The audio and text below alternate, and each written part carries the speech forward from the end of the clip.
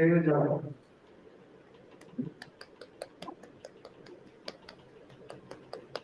I welcome you all to the 441 meeting of Elephant Toastmaster Club. And it's very delight to welcome you all and the virtual audience as well to this meeting. Today we have a theme of basic life support, and I'll just tell you the structure of the meeting till the our president may come. So in this section we have three sections. First one is the prepared speeches section. Second one is the table topic section, and third is the evaluation section. This is the overall structure of the meeting. And for the benefits of guests, I would ask to introduce themselves. So, ma'am, can you please come and introduce yourself? Yes.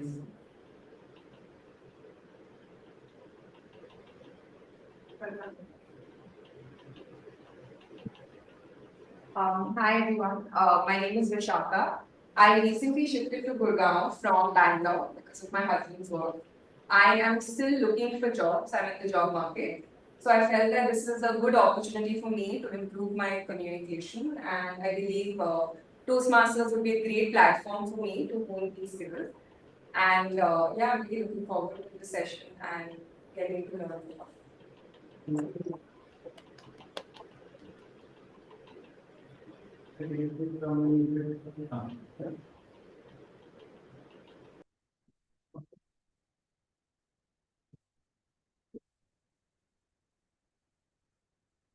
Yeah, hello everyone. My name is Kashyap. I also moved from Bangalore, Karnataka.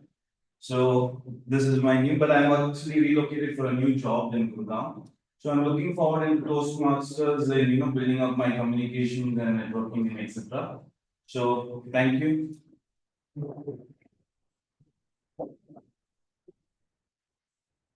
I can see some more guests virtually. So, Anish, would you introduce yourself?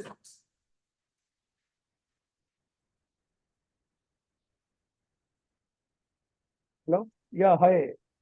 Good morning, everyone. So this is my second meeting. Already last meeting I have introduced, but let me again introduce myself.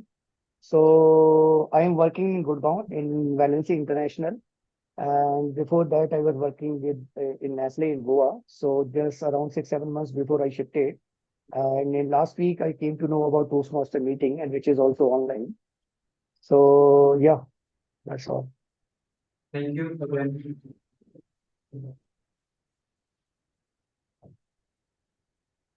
Mayank, would you like to introduce yourself? Mayank Mehta? Oh, I thought you were asking me. No, they are two Mayank. That's all.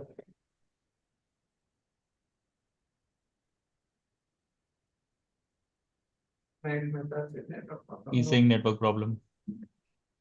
Okay. So now after the introduction of the guest, let me tell you the mission of the club. Yeah. Sorry. Yeah, we want you can come. So my name is Vivanshu, and it's been a great pleasure to be here today. If I talk about, I'm from Uttar Pradesh, from a small city. Its name is Manpuri, and it's been 5 years in Gurgaon. And one day I was just sitting alone and thinking about what will I do in the future. So my friend told me that why don't you look job in Gurgaon? What area is here? So with this hope, I came here, and the city gave me job and new opportunities to grow. I can say that I'm doing a great job in my work, but I was feeling that I need to work on my communication, and this is because everyone has their some dreams and desires. So with this hope, I was finding something, and somehow I connected to Ashish sir. And last time I also came, I think 1 month ago, I just came on near my MGM mall, but that day location shifted somewhere else. So I was not aware, and then I decided that I will come, and I could not take decision, I can say. And today I decided that yes, I will be coming, so I'm here today. Thank you.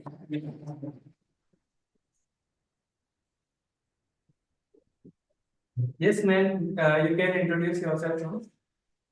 Yeah, hi, hello to all. I am Mayank Mehta. I am currently working in analytics domain in Yatra, and got to know about Toastmasters many a times. And just having a new experience, I just came here and living in Gurgaon only.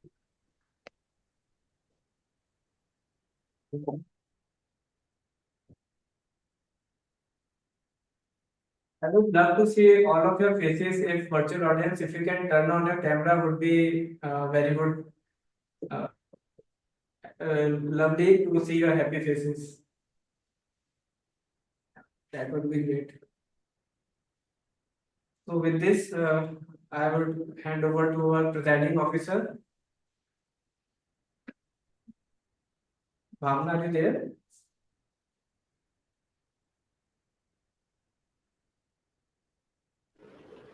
I think she has network issue. Yeah, maybe share network issue. With this now, I will state you the pillar of this mission. It is to be provide a supportive and positive learning experience where members are empowered to develop their communication and leadership skills, which result in greater self-confidence and personal growth. We have three ground rules for this meeting. Number one is please do not cross talk in the between. If you have a call or some emergency, you can go outside. Second is please put your phone on silent mode, and I can give you 20 seconds to check now and do it if it's not done. Okay.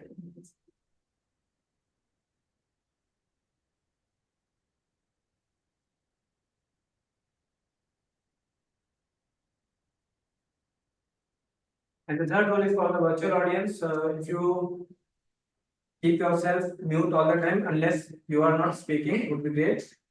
With this, I hope President is not there, so we can start our session with the today's theme, that is basic life support.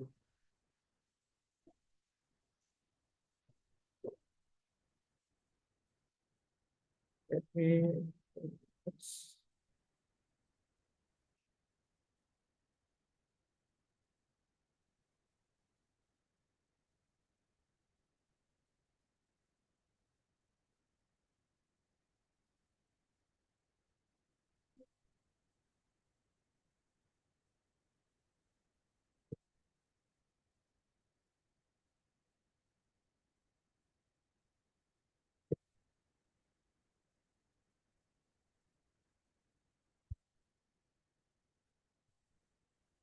Uh, Anyone from virtual audience can confirm if the screen is visible to you.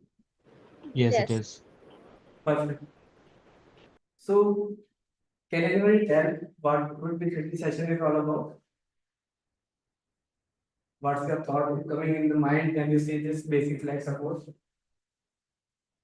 And I think of basic life support, like the first image comes to my mind is like someone pumping someone else and those things, but I'm sure like this is something else. I don't know. Presence of mind in the moment. Right. Being prepared for uncertain situations in life. Right. Like maybe for medical emergencies, it's these are the kind of support which is required for. Perfect. Yes. So in this, we will talk about some first aid awareness, what we do in the case of emergency, because at the time emergency came, our brain is 90% of the time not working, and in the 10% of energy left in the brain, it is utilized in some other chaos to take decision and to help the patient or the victim who is suffering from injury. Anybody can be smaller or a minor or a major. Yes, with this. So starting with this, what is first aid? First aid is nothing but the first, as they say, first attention given to the patient. Just simple, nothing more in this. But anybody can tell me why it is important? Mitigate the risk. Yes, Mitigate the risk at the initial level. right, Do not make it worse. Do not make the situation worse. right. In any medical case, like the initial moments are very crucial, right? And if something can happen very quickly, that might help in the eventual treatment. So I think that's what first aid is. Perfect. So there are three P's why this first aid is important, and that is to preserve life. The second one is to prevent further harm, and the third one is it promotes recovery. So if in the initial time, that is called a golden period. If a patient gets the treatment in the initial stage only, then there are more chances, like more than 50% chances that we can save a life. So that's why first aid is very much important.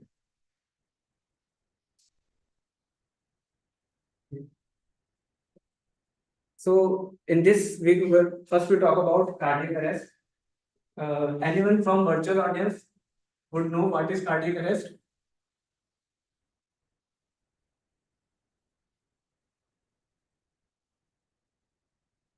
When the blood suddenly stops flowing to your entire body because the heart activities have halted. I'm not really sure.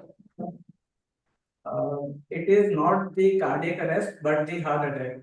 So I will tell you that in the today's scenario, there are more than one third of the death in the world are due to this cardiac arrest. And cardiac arrest is majorly confused with the heart attack. Both are two different terms, and the cardiac arrest is a sudden cause of death in which a person have only a time of 3 to 5 minutes. And it is said that each minute, once a person is fainted, the chances of survival is dropping by 10% for each minute. So after 5 minutes, if a person didn't get the basic first aid, then there are chances that he will be no more. So in the short, if I can say, cardiac arrest is nothing but the suddenly stop of our pumping of heart due to electrical problem.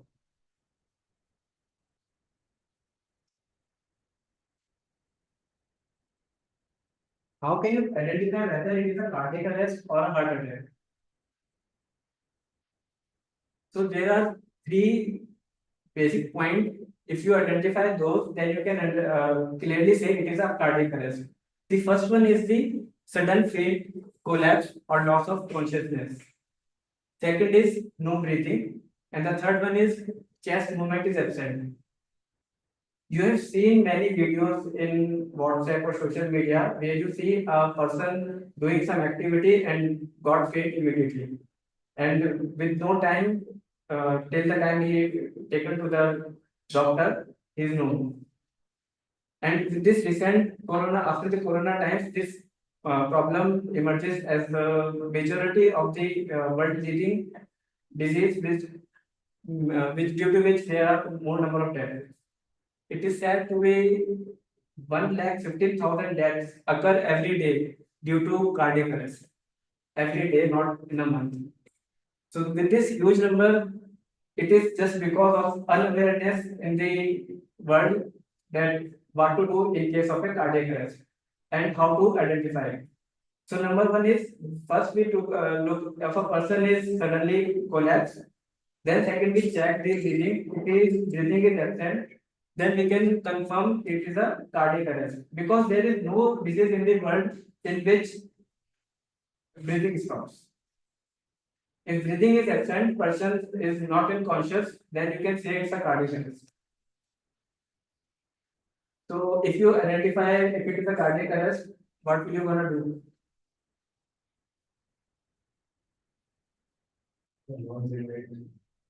Okay. So basic steps like If you can agree with me, it take half an hour to reach an ambulance. Yeah. Are you agree with me? Virtual audience, I can love to hear from you. Are you able to listen? Yes, Sharad, we can hear you loud and clear. Yeah.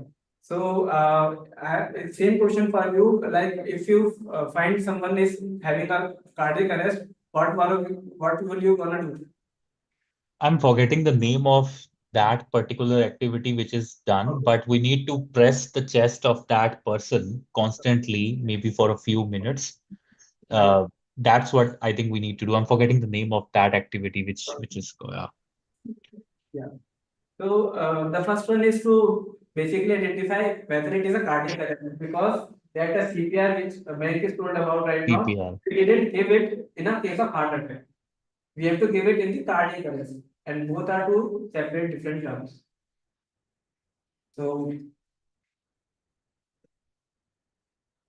what to do it in immediately in the sudden cardiac arrest? Why it is called it sudden? Because it comes suddenly.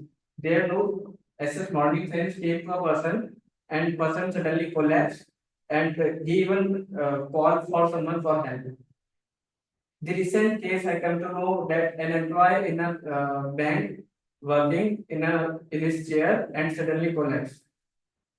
So there are many more cases you have heard leading singer like KK while performing on stage he collapsed, and some other major dignitaries having a cardiac arrest, they didn't able to survive because of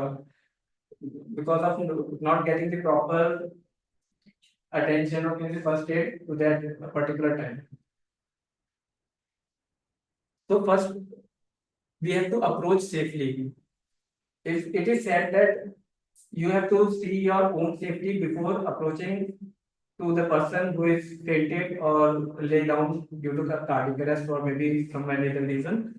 This is the approach like need to be followed in all the cases, whether is there any kind of emergency. So when I say approach safely, it means you have to see whether there is a fire in the building or nearby areas. Are you safe in going to that place? Are there any loose wires, electrical wires in the floor? So first you need to check your own safety. If you go to attend that person, are you safe? So that is means approach safely. Second one is check response.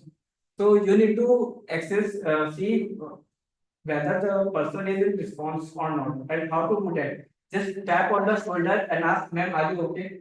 Sir, are you okay? Just tap on the shoulder and ask them, are you okay? Or what's your name? You can call by that, and whether you can come to know within few seconds whether the person is in consciousness or lost his consciousness. The moment you realize the person is not in consciousness, you just check this. You just shout for somebody help and call them to call the ambulance and bring the AED, which I'll talk to you about later. Then you check for the breathing, whether the person is breathing or not. If breathing is absent, person is collapsed, confirmed it is a cardiac arrest. There should not be any doubt. 99% chances that person is in cardiac arrest. Just when you confirm the person is having a cardiac arrest, start giving the CPR. CPR is cardiopulmonary resuscitation, which we'll talk about in the next slide. So here it is show the picture of AED. It is the device. It is known as automated external defibrillator, and it is used to give the electrical shock. And it is majorly present in offices, building, in malls, in airports, and many common places. It is now available everywhere because it's a life-saving device and it can give CPR without any human intervention much. Just we need to connect these two pads. The first one is in the right of the shoulder, and the second one is the below abdominal area, below the chest area, so that it can cover the whole heart. Because once you connect it, it recognize whether the person requires CPR or not. It will check automatically whether the person is conscious or not by checking its pulse.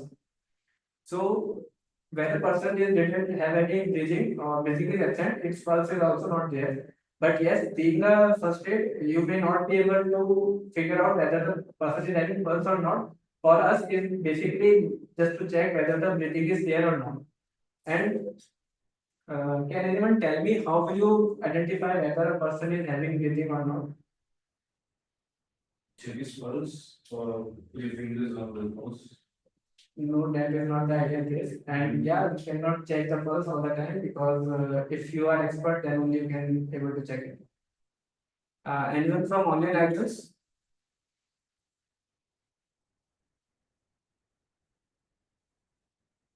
So for checking of breathing, it can be done just observing the abdomen area. Because abdomen area, while you are breathing in and out, it expands and collapses. Simple, you can just by observing the abdomen area, you can figure it out whether the person is having a breathing or its breathing is absent. Now we'll further move on to the CPR, that is cardiopulmonary resuscitation. Cardio means heart, pulmonary means the lungs, connection of heart to the lungs. Resuscitation means restart. So it basically means the restartation of our heart and lungs so that blood can be recirculated to our organs.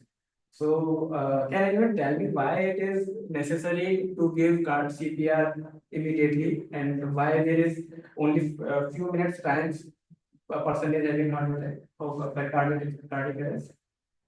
So when like heart start pumping and if it is not pumping, person can die. Yeah, but why it's dying? Like what happens in the body? Why if a heart is stop working, why a person is dying? The blood is not circulating, right? Correct. Then the organs won't get fresh blood. The organs will start Absolutely failing. correct. Absolutely correct, Harsh.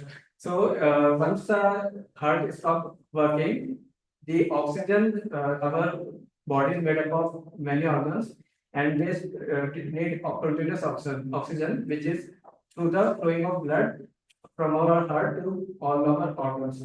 So once the blood is stopped through the vein, so the main vital organ is drained, and if 3 to 5 minutes oxygen didn't reach to the brain, it become dead. And once the organ start dead, person is no more.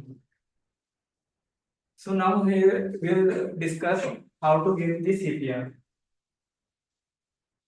This is the dummy in this photo where a person just showed their hands like this is the palm area which is need to be put in the center of your chest. You just need to place it both your hands like this and place it in the center part of the chest of the person who is fainted lying on the floor. Because this CPR is not easy to give. I have personally trained on this activity and feel it's looking easy, but it's not easy at all. So you need to push it hard as much as like you need to make sure that chest is pressed by 2 inch. So you need a lot of energy to doing it and make sure once you are pressing it, your shoulders are perpendicular to the area so that maximum impact you can make it. Because if you're doing the compression and your movement is not much hard, then it will be no use. And regarding the speed, it should be around 100 to 120 pushes per minute we need to give, so that our heart can become working again. And in one cycle, we need to give 30 compressions, and we need to give 5 cycles, and then we need to check the breathing again. Is the breathing back or not? If it is not, then we need to continue doing this. There is one more step in this, like after every 30 compression, we need to give the rescue breath. So the rescue breath is nothing, just to give mouth to mouth to the person so that he can have oxygen. But we can skip this part if you are not comfortable or the patient who is lying having blood coming out from his mouth or some bubbles coming out from his mouth. We can we should continue with the compression. So what would you do after 5 seconds? It will be completed in 5 minutes. And it will take around 20 to 25 minutes to reach a ambulance or medical help. So you just do nothing, ask for help like somebody else. You have given 1 second, 5 seconds. Then another person came in and do in your behalf. And likewise, you can rotate with other persons. so that it should be given till the person either come in consciousness or either the medical facilities are. So we need to continue this activity until then.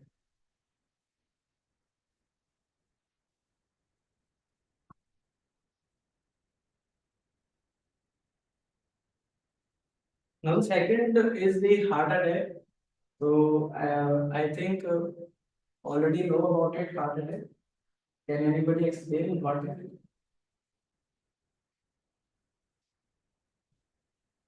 I think it's slightly different where the heart is trying to pump more and more, and it reaches a point where it's going beyond the limit it should be pumping, like 200 beats per minute is something that is maximum limit. When it goes beyond that, Right.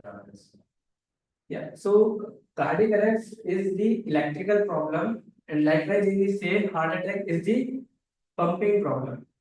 And why it is occurred? Because the coronary arteries got blocked due to maybe the blood clot or some other foreign object.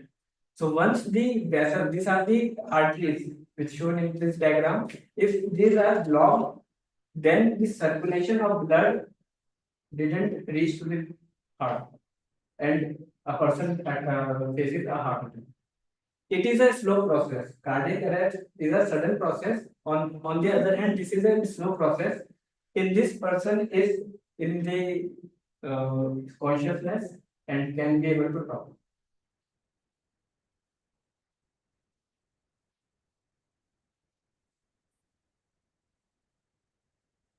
So what are the warning signs? Whether you how can you understand a person is in heart attack or it is a cardiac arrest? First three main symptoms are the person having severe chest pain. Chest pain can be anywhere in the chest. Then this pain from chest may reach to the shoulder, the left hand, and the jaw. Anywhere the person can experience a pain, a severe pain. Second, the person should have a sweating, heavy sweating, and the third one is the difficulty in the breathing. These are the main symptoms which are observed in a person having a heart attack. Sometimes it is observed that person vomits, experience headache, or coughing or sneezing. These are the mild symptoms may or may not occur, but these symptoms which is must is a severe chest pain, sweating, and the third one is breathing difficulties.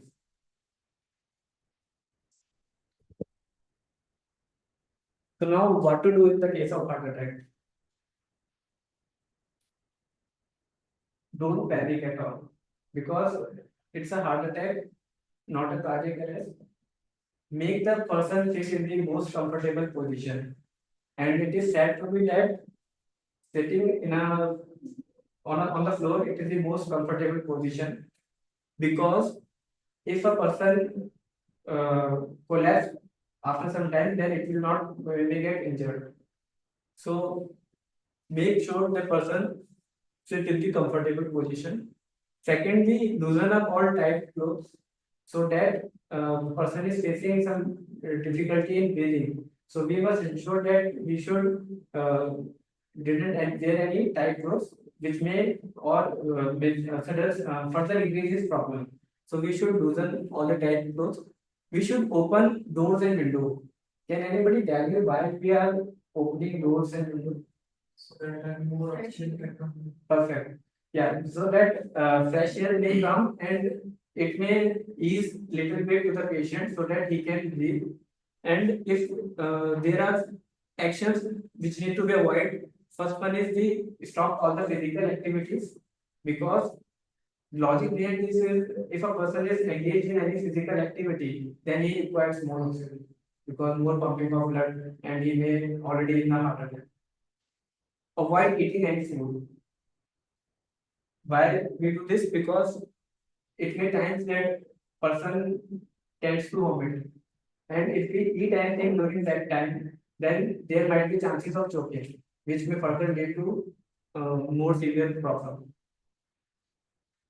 Stay the crowd away. Don't bring so much crowd to the person, as it may hinder the oxygen to the person. And in the case of heart attack, if a person is conscious, do not use the CPR. So one more thing is this, like, do not make the person walk or run. Suppose if you need to give reach to the ambulance is unable to come at your doorstep, then make sure you have enough person so that they can use of any chair or any bed to lift the person and take him to the hospital. And if nobody is there and you are the only person with the patient, then you can use very slow movement, one by one. The reason only being behind this is when we do any activity, the blood circulation needs means BP means blood circulation goes to very high, and in that case, it may cause severe pain to the patient. So, if in the last stage you need to make a person walk, then walk it very slowly.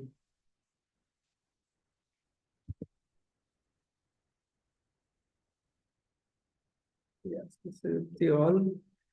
I think have taken so much time. So now with this, we should move on to our first speech. And before going to the first speech, let me call his evaluator.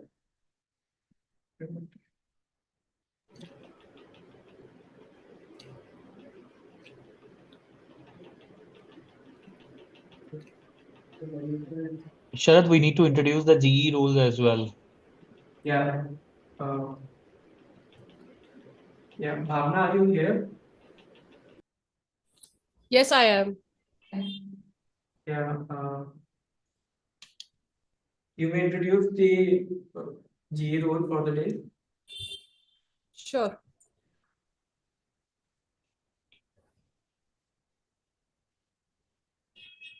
So, hello everyone.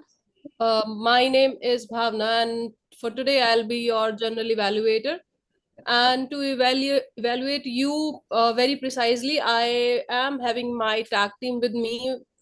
So I would like to request our timer first to introduce himself or herself. Toastmaster Harsh. Thank you, Dr. Bhavan. So I'll play the role of timer today, and as the timer, I'll be helping you be in foundations of the correct timelines.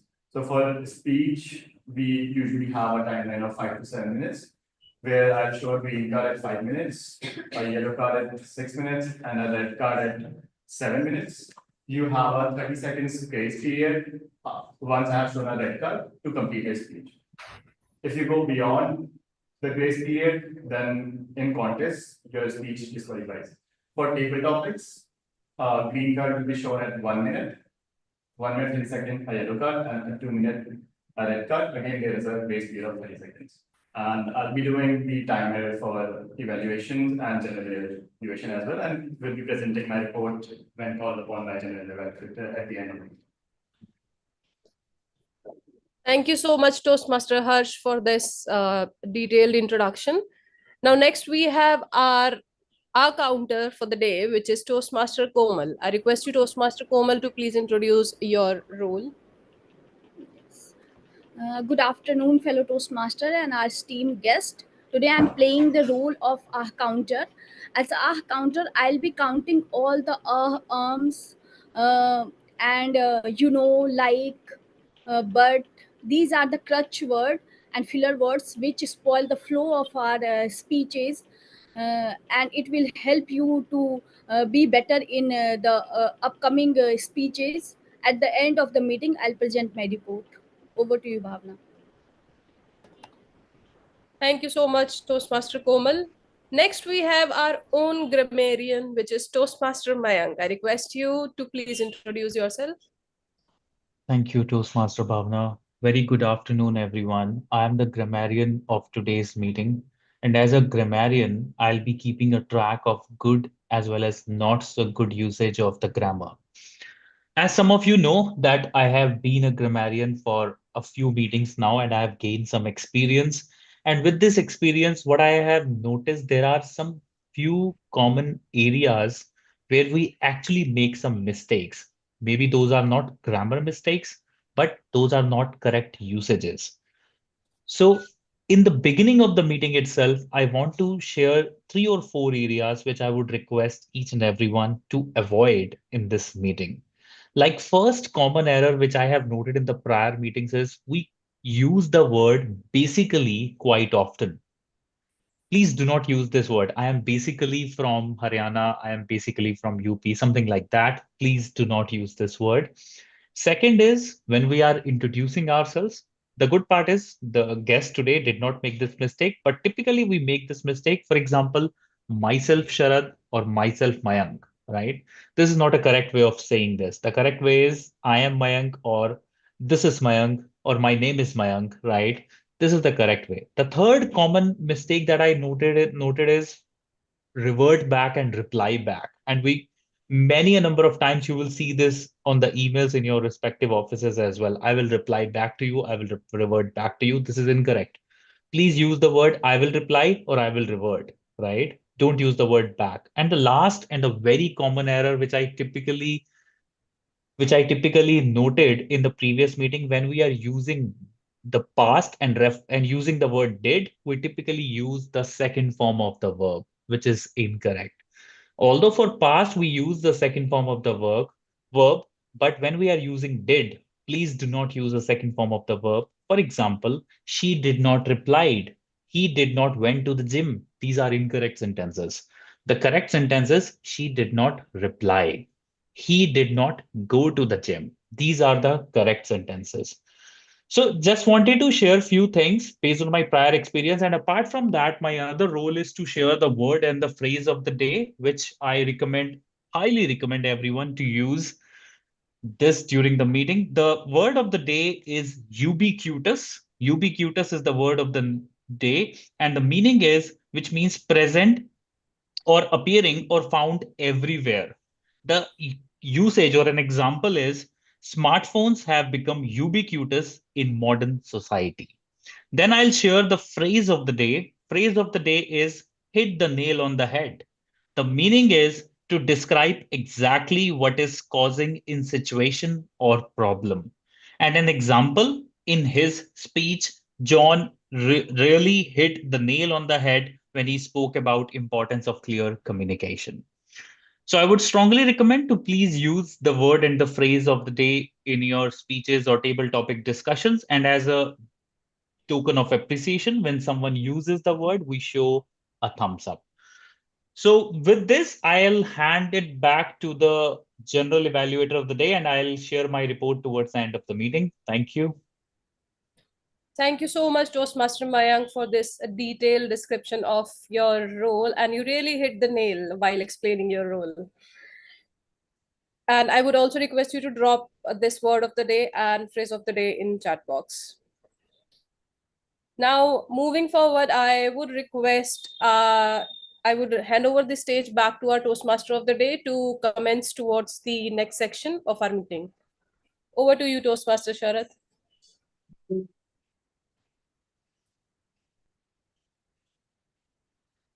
With this, we'll start our prepared speech section. And I will call upon the general evaluator first for the first speaker, and that is Toastmaster Ashish.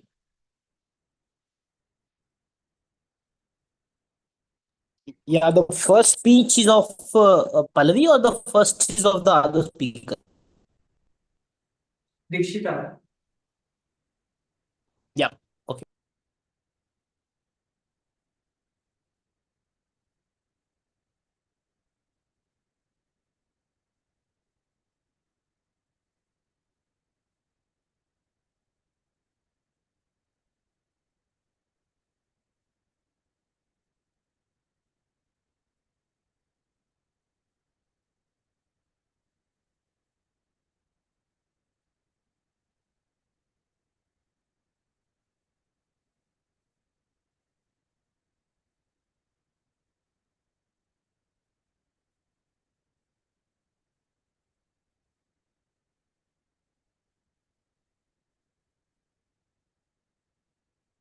So, please welcome Toastmaster Dikshita for the birthday effective speaking, effective coaching. Purpose is from level 1 and title is Simple Life.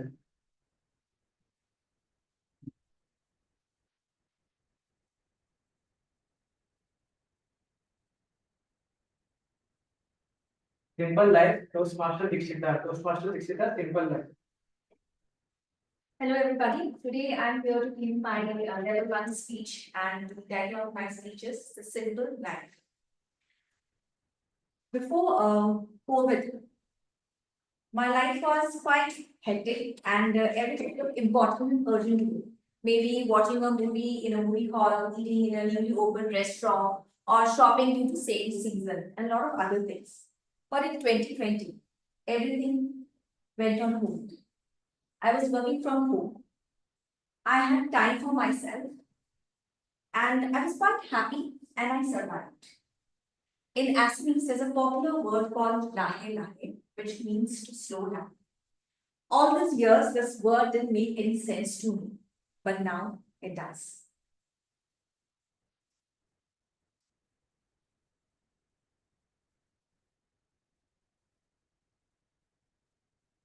As I've made a conscious decision to live my life to its fullest, I'm making an intentional choice to allow everything that adds value to my life, and I will not allow anything that doesn't sum up to my life anymore. To follow this, there are 3 important things in my life. First is gratitude. We just have one life, and we need to live our life to its fullest. Instead of that, we are always focused about our future. What's going to happen? What will happen if I don't do this, don't do that? But if we sit silently even for a minute, I'm sure we'll be grateful for at least one thing in a day. Second is the choice. With the paradox of choices, we are always defocused in our life. Few weeks back, I was watching MasterChef and I wanted to order something sweet. Since everything is one click away, I started browsing through all the online apps. I finished almost 2-3 episodes and I realized I'm still in the deciding mode. This whole episode made me realize happiness is actually happiness. In such situations, what I do, I ponder upon the thought for a while. To sum up, don't make your mind your slave, make mind your slave. Third, productivity. What do you guys mean by productivity? Anyone? Is that be productive in our life, maybe in workplace or in our personal life, whatever we want to do, we need to accomplish. So I believe this is productivity. Anybody from online audience? Finish tasks in a certain period of time and not extend it too much. Okay, thank you. So let me explain productivity in my own terms. In the last week of August, I took leave for 1 week. When the team got to know that I'm taking leave, my Microsoft team was flooded with messages like, it's a domestic trip, it's an international trip, why I'm taking leave for 7 days, what I'm going to do for those 7 days. For the first time in my life, I have decided that I'm not going to entertain any of these questions anymore. Because first of all, I didn't have any concrete plan. Second, I just wanted to be ease with myself. I wanted to see how the day unfolds for me without any work.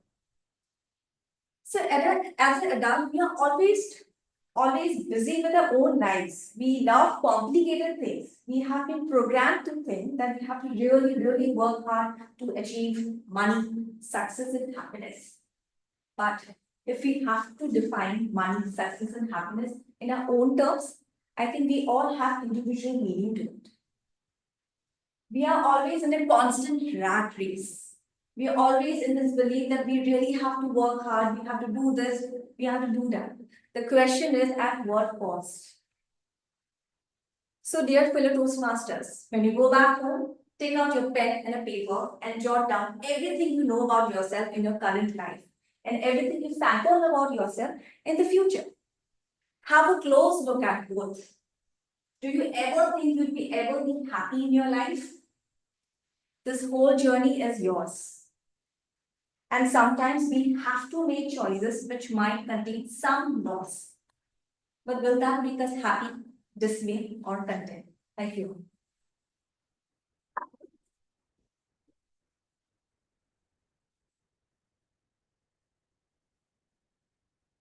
Thank you, Toastmaster Virendra, for our information.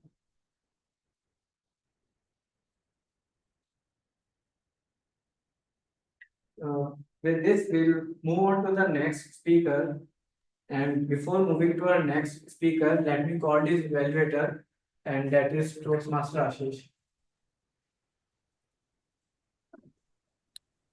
Hi, hello everybody. Wish you very good afternoon.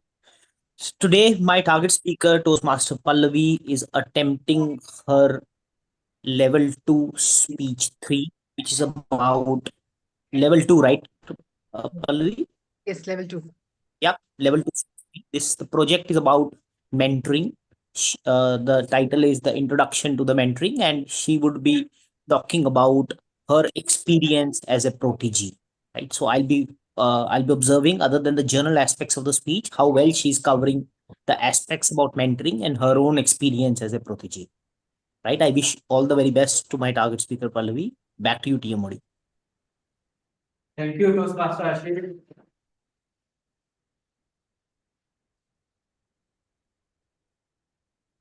With this, Toastmaster Pallavi, my mentors in life. My mentors in life, Toastmaster Pallavi. A mentor is someone who allows to see a hope inside yourself. It's a very famous saying by Oprah Winfrey. Good morning, fellow Toastmaster and guest. When we think about mentor, there are a lot of things which comes in our mind. The first thing which comes is a very general definition that mentor might be someone with having a huge amount of corporate experience and must be serving in a corporate. But for me, it was not the case. My mentor was not from a very corporate field. He was my father. My father was the most important person in my life, and he was my first mentor in my life too. I've learned a lot from him, and in my journey today, I will share my experience as a protege, what I've learned throughout my life. Let's go back in time when I was in 7th standard. I was celebrating my birthday, and now I got a gift, which was DIY gift. It's basically a Barbie doll project where you have to assemble it and make a Barbie home. And I tried doing it in front of my father. I failed several times, maybe 4 or 5 times. I was doing it for an hour, but couldn't do it. My father was watching me there. I was frustrated, but he was still just watching me. After some time, when I was trying to give up, my father just came and helped me with a few things and then just took a step back. I built on top of it, and then again I got stuck. Then my father came, and then he also helped me with few more things and then just stepped back. In the end, the same way, I assembled the Barbie house. So the lesson I learned from that example is that the mentor is someone who just is there for you. He or she doesn't teaches you to do something. He just shows you a path. And also that you should not be afraid of making mistakes. You learn from your mistakes more, your failure more. Moving fast forward to few years when I was a teenager, and there are multiple examples through which I've learned what my father shared with me. But I would like to share 3 most important lessons which I experienced during my teenage years. The first is money is earned by hard work. If you're ambitious about your goals, you're supposed to work very hard towards it. So I was an army kid, and every summer vacation I used to spend at my hometown. So we used to go by train. So when we were traveling by train, there was one kid who came and asked money to my father. My father didn't give him any penny. He asked the kid to get something and then he'll give that person some money. That was a great example of showing that money doesn't come for free. You need to provide your inputs, you need to do the hard work to achieve something. I looked at my father. He didn't say anything. He just shared that whatever you do in your life, it won't come free. You have to put efforts. The second example is when I was in 9th standard and I was learning swimming. And it was just 3 days and my father put me into a competition, swimming competition. And I was just 3 days old in learning swimming. So I was not confident, but my father pushed me to compete. And I knew that I'm going to come last. I might not be able to complete the whole scape, but I competed and I came last. I struggled like anything. But that was the time my father was teaching me that you're not supposed to win everything in life. You're supposed to learn from everything in life. And you are your own competitor.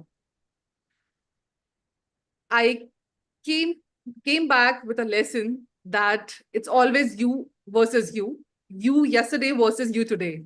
You today versus you tomorrow. That was my learning from that second example.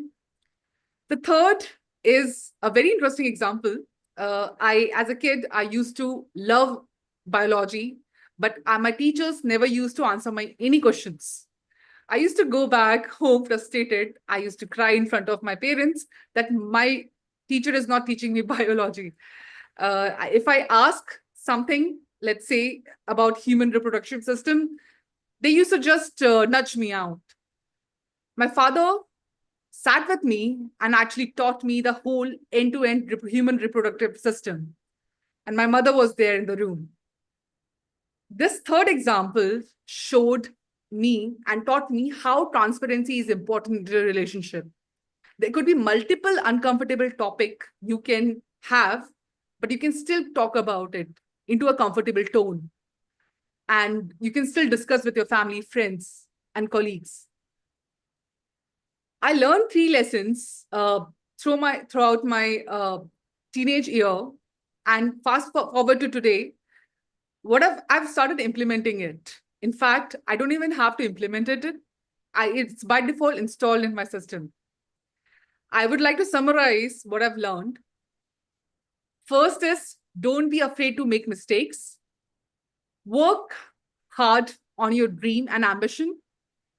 Always compete with yourself and only yourself. But last but not the least, transparency in a relationship is the must.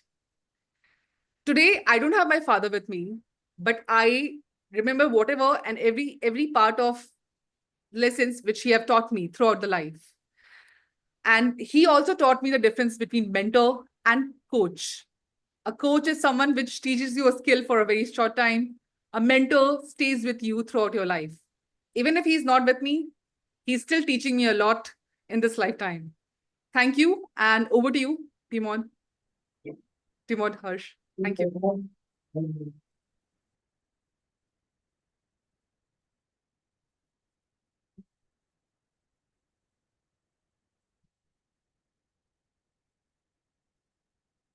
Wonderful speech. Let's say with this, we will move on to the some next medical emergencies, and I would take one which is nosebleed. So all of you know what is nosebleed, but may I know what would you do in case you see or having experience on nosebleeding? You just have to press your nose and you have to look up. Then it's stronger and bleeding stops for a while. Partly it is correct, but lying down on flat surface, okay. Yeah, I would rather lie down on a bed so that my head can fall below my head. Okay. What would you say? I have seen this, but I'm not sure about it. Anyone from virtual audience? What would you do in case of a nose bleeding?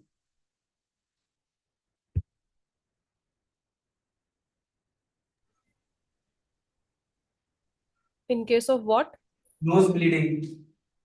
Nose bleeding.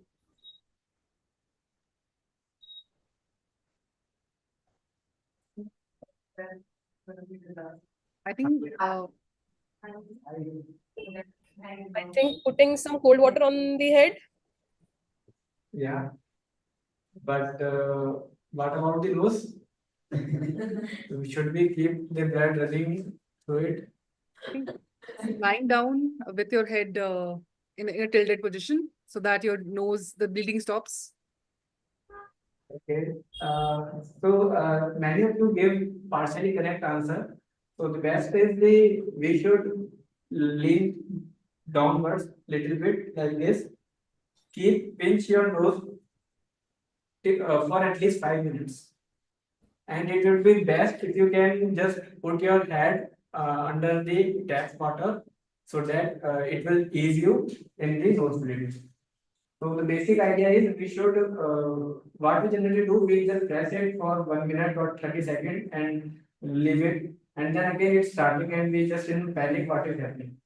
So lying down on flat surface would not help because it will go backward and that will create some blood spot inside. So that is not a recommended way.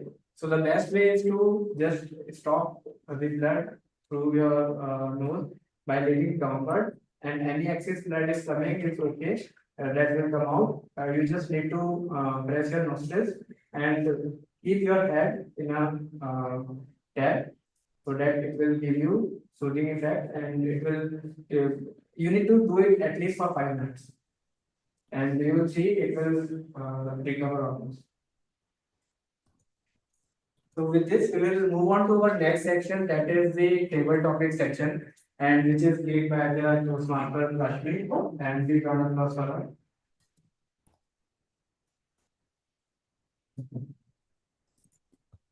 Thank you, Toastmaster Sharad, fellow Toastmasters, and welcome guests. So, after the prepared speeches, the second section of the meeting is the table topic section. In this section, I'll be giving you the random topics, and you have to come on the stage and speak for 1 to 2 minutes. Can anyone tell me why the table topics are important?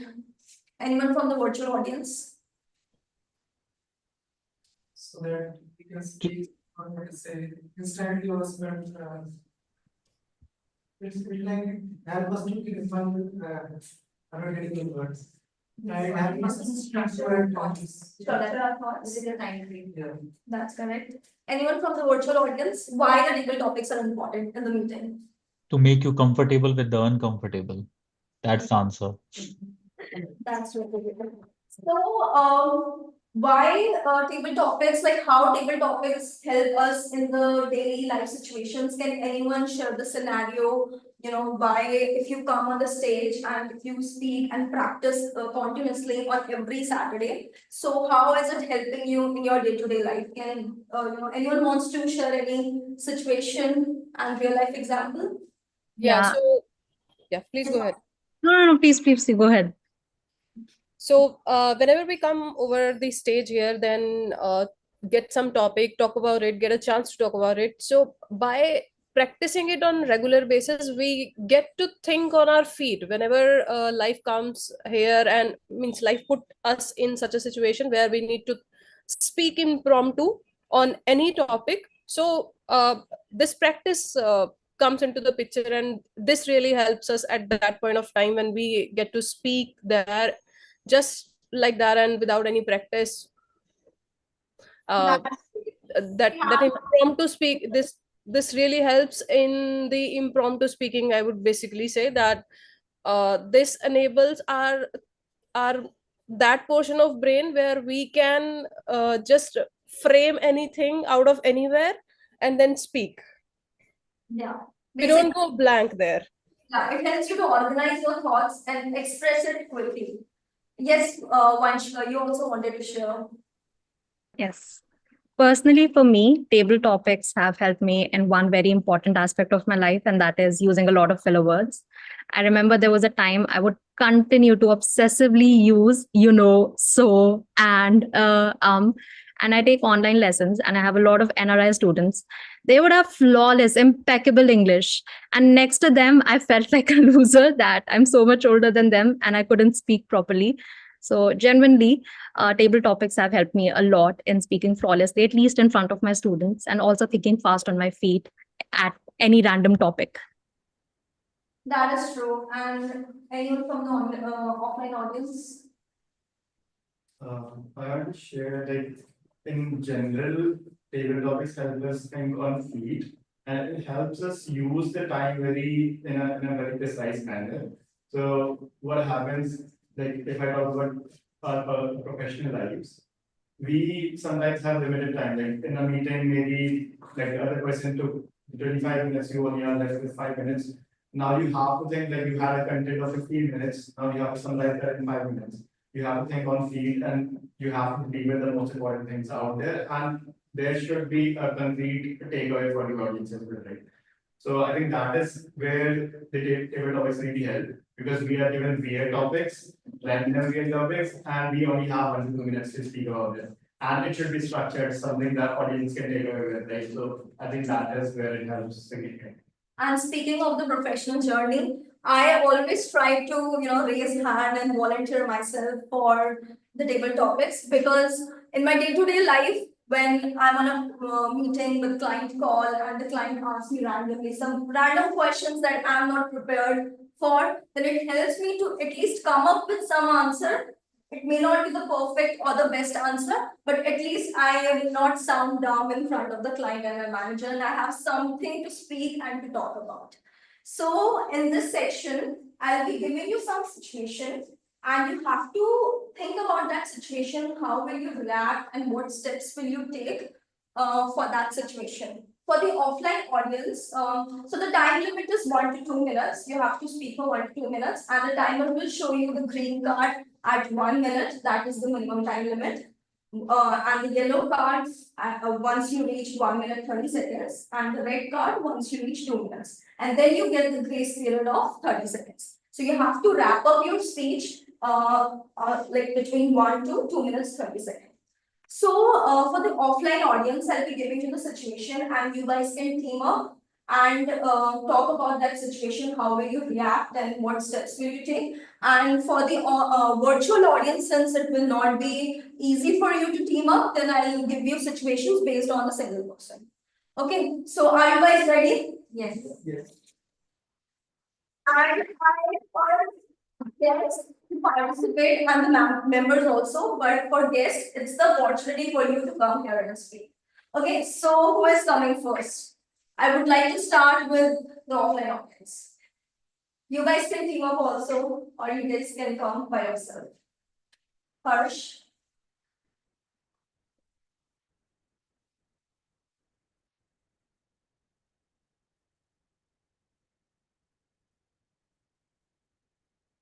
Okay.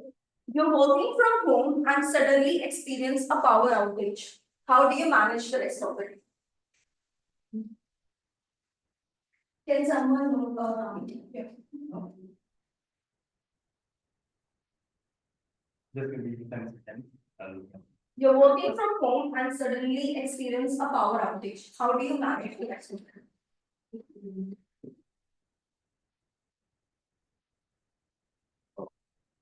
So it was COVID and I was working from home.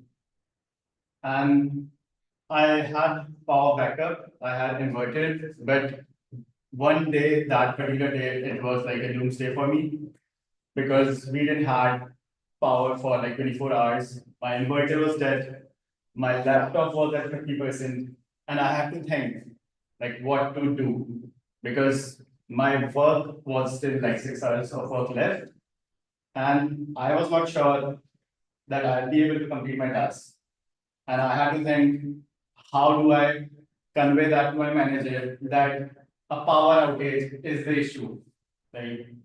And in work from home, I'm pretty sure we all have had these thoughts in our head that maybe the person in front will think, oh no, he is just making an excuse. He might just want to go party and those things. So I collected my thoughts. I thought, okay, I cannot work because that is not an option. I cannot generate electricity. I cannot make a generator and generate electricity for myself. So I reached out to my manager. I told her that I have only 50% of the charge on my laptop. I might not be able to work throughout the day, but for the client call, I will use the laptop. So I conveyed that to her. She was okay with that. And she supported my, she supported the work that I have to do so that we can actually go in the client call ready. So that's how, in that difficult situation, I came out, and somehow the day didn't got ruined, and I did not lose my job. Yeah. That's that. You never heard you really are a hardworking employee. I would use this opportunity to escape from the work. So who is coming next?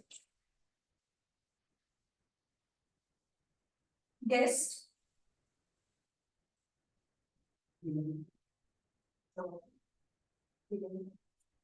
Okay, let's, okay, my own this. Next, we can. Okay. Sorry, is it for me or for someone else? It's for you, Mayank. Okay. So you are at a house party and you accidentally spill the whole glass of red wine on your white shirt. Think about how would you respond to this embarrassing moment. I'll repeat the Ah, question. don't worry, I'm good. Okay, perfect. Actually, it happened with me, but it happened slightly differently.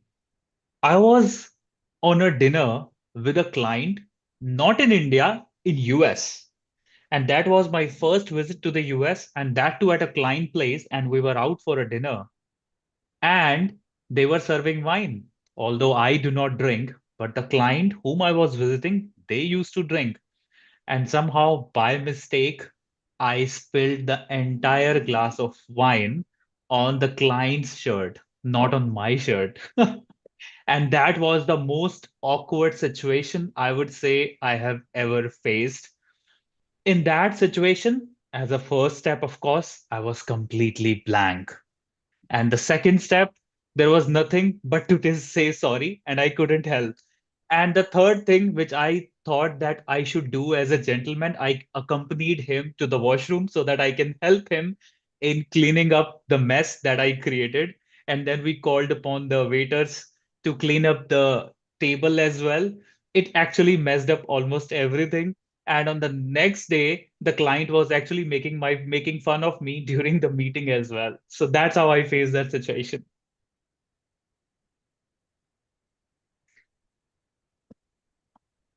Yeah, ma'am, certainly are a gentleman, and I'm glad that in this situation you would get a chance to have an informal connection with the client.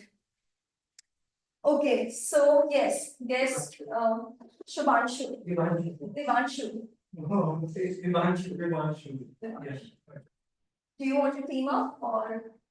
You want to speak? Okay.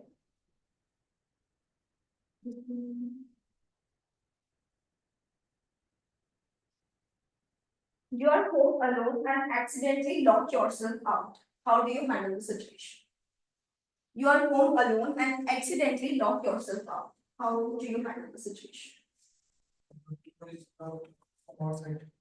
Yeah, so you're home and you accidentally lock.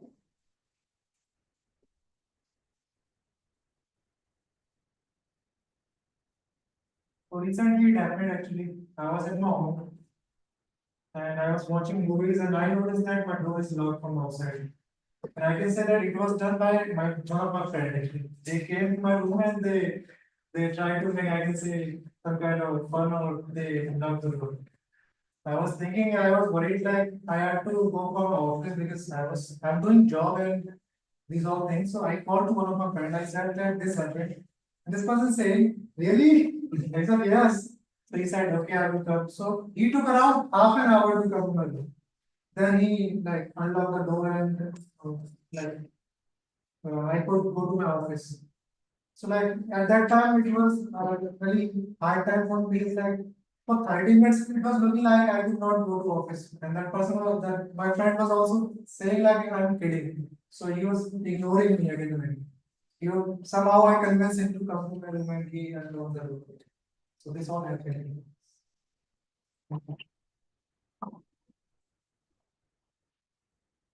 I would say the same situation. So I was logged yesterday only. I came back from the third session and I forgot to keep my keys. Then the same situation happened. I also got logged. Then I called my flatmate and I asked her to come so make the main door keys. And luckily I got the keys on time. Otherwise I would have to wait for another 1 hour. Okay. So who wants to go next? Okay, Vanshika.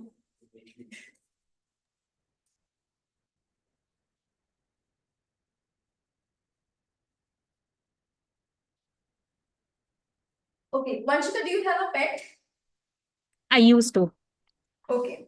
So consider a situation where you are in a work meeting and suddenly your pet jumps onto your keyboard, causing your camera to turn on and revealing your messy living room. So how will you handle this situation? It has happened. I didn't have a dog. I had two cats. I had a male cat and a female cat. The male cat was called Piku and the female was Kia. Now, the thing with the stray cats in India is they're extremely naughty.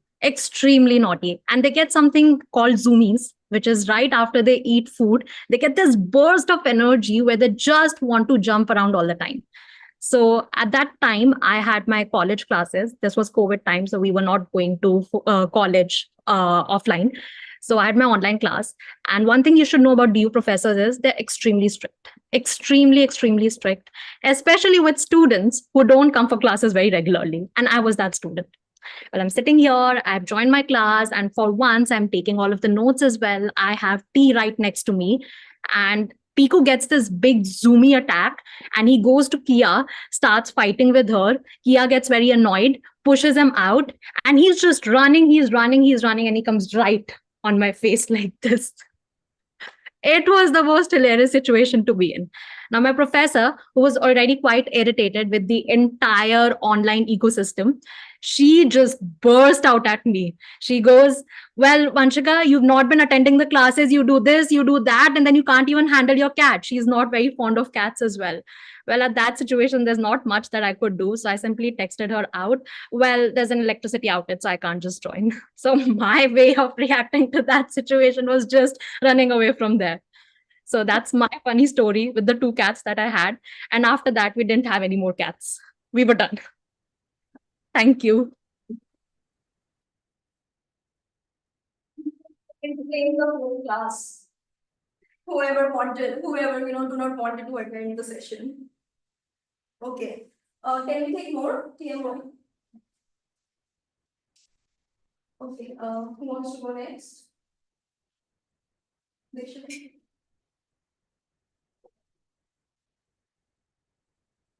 You are at the park and your friend twists his ankle during the game.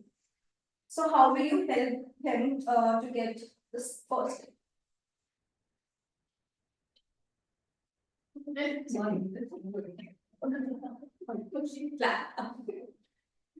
You are in a crowded market with your friend and your friend faints. So how do you handle the situation? Next.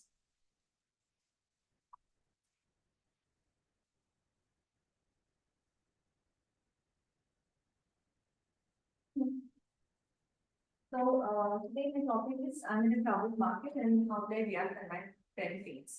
So basically, when I was in college, since I did my undergrads from here, so me and my friends used to go to Sarojini Market a lot. Okay?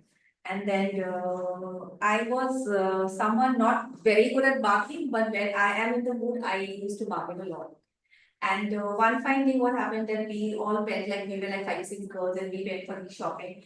And one of my friends, she really loved for this particular top. And then the bhaiya was like, "You have to pay like 100 rupees." Like, "No, bhaiya, I can't pay 100. I'll pay only 40 rupees." Okay. And the bhaiya was not agreeing to it. Okay. And so one of my friends, what she did, she actually fainted. And we thought she actually fainted. Then she's like, "No, I'm not fainting. I'm just acting. You just take the money from him." So he easily gave the he gave the top for 40 rupees.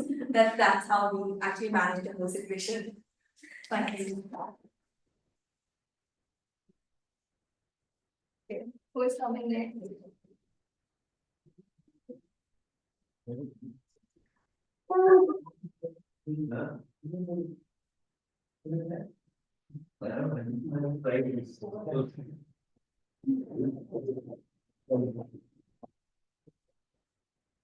Okay, so your name? Kashyap. Kashyap. Yeah. So Kashyap, your colleague reached out to you and confirmed that he's feeling anxious and overwhelmed before the meeting. So how will you support him and motivate him?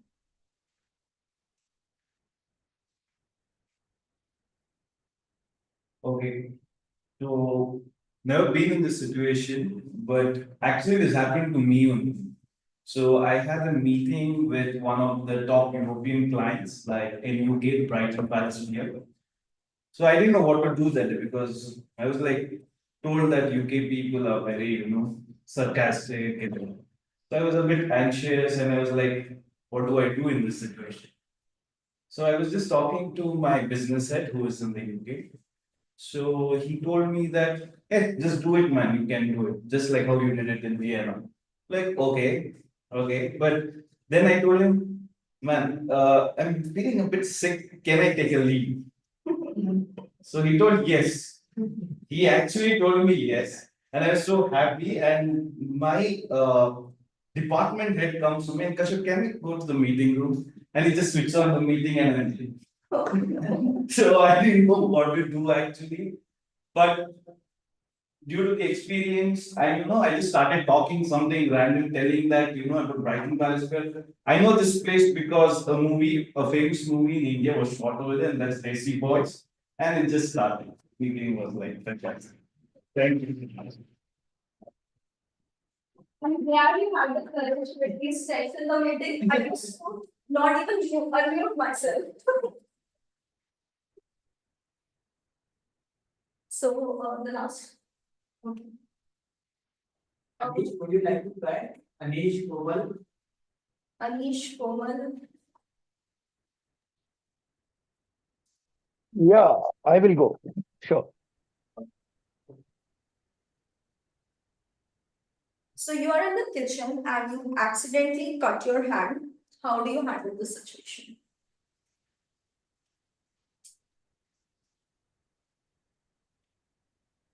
So yeah, actually, like last month, it did not happen with me, but with my wife, it happened. So like it was Sunday, and my wife was asking me, "Okay, you need to prepare something, and you never do, you never come in the kitchen. So it's your day. Today you come and make for us something." I went in the kitchen and I started chopping vegetables and other things. So then my wife, because my course was only up to here, I was not aware what is the next process, how to fry, how to cook. I did these things. But my chopping was so bad, my wife was frustrated with me and she told me, "Ki, how you have chopped it." Then she again has to chop these small pieces. So during that process, she cut her hand and she told me, "Ki, no, you never come in the kitchen. It's good you keep away." So, but after that, when it was cut, then yes, I took properly care. I put bandage and yeah, so that was the day, one day this incident happened. So, yeah.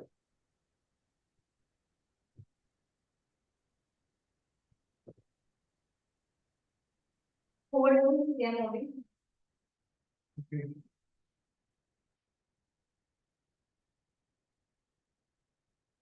Thank you, Toastmaster Lakshmi, for the beautiful table topics. I hope all you guys enjoyed. With this, let's move on to one more. We have medical emergency. My new one, burn. Not a high degree burn, but what we get in a kitchen or maybe in household. So, what would you do in case you got a burn? Yes. Like whatever part it is, like let's say if your hand gets burned, you put your hand under tap with running water. That's what I do. Yeah, that is perfect. Anybody else who do any other? Yes, I would put burn on, or not? Okay. maybe even eye seconds. Okay. ice cube. If the water just goes over your skin, so you basically what I do, I actually apply the room temperature oil, any kind of oil. Actually, that doesn't leave the mark actually, the burn mark. So that oil helps you to remove that burn mark? Yeah. Okay. So try to test it. Just switch on with that, the water, and then I know I'm taking this. Two spaces. Okay. Yes. Anyone from virtual audience, what would you guys do in case of a burn?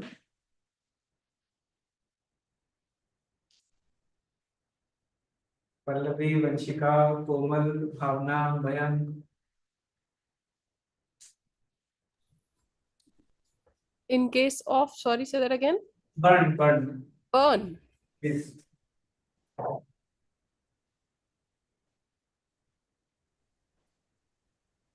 We put some ointment there. Okay. Put some cold water. Yeah. Huge round of applause for Ashik. That's the correct answer. We shouldn't do anything regarding whatever you said. Just put that area under the cold water. If you put ice, it's a big no. The reason being is by putting ice, you can make ice burn. And also that would leave a mark on your area after it's heat. So the best thing is to use water and cold water. That is the perfect scenario. In this case, what will happen if you use the cold water, you will feel immediate relief and it will not leave a scar on your area. So that is the perfect remedy in case of a burn. With this, I have one more medical emergency, and that is FBAO. That is called foreign body airway obstruction. In simple term, I would say it's a choke. So there are two types of choking. One is the complete, and another one is the incomplete. How do you get to know whether it's incomplete or incomplete? If it is an incomplete choking, before telling you the type, I would tell you what is the meaning of it. So something when comes in your food pipe, it occurs a choking. You unable to breathe properly, so choking happens. And it has two types. One is complete and another one is incomplete. In incomplete choking, person is coughing very loudly. So you can understand if a person is able to cough, then it means it's a incomplete choking. And another one is the complete choking, in which person is unable to say a thing. Only you just see he has his hand like this and is trying his best to get a foreign particle out of his mouth. So what would you do in case of incomplete choking? Nothing, just after coughing a lot, the foreign object or the particle came out automatically through coughing only. But what we do in case of a complete choking? Anybody? Just like just press the Right. Yeah. I'm forgetting it's called something for edge. I would rather show you how to do this. Toastmaster Harsh, can you please come?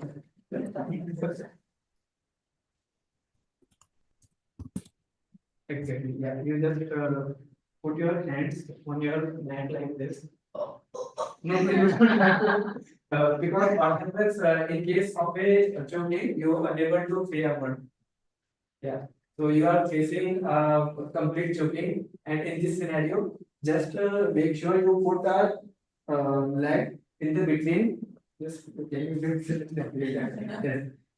You can put a leg in the between of these legs and make your fins like this, and it should be 2 inch above the level bar, and give up and make sure that his head is little bit downward so that the gravity work in the favor of this. So once it will be easy for the foreign particle to come outside and press it little bit. So will you feel anything, something coming out from your mouth? No, I think that the pressure was low, Okay. but Yeah. Okay. But I understand like how it works. Yes, yes. So, you need to give a push like this. Yeah. Like, so I would like you to pair it up and get a feel of how it is, and you can just pair it up.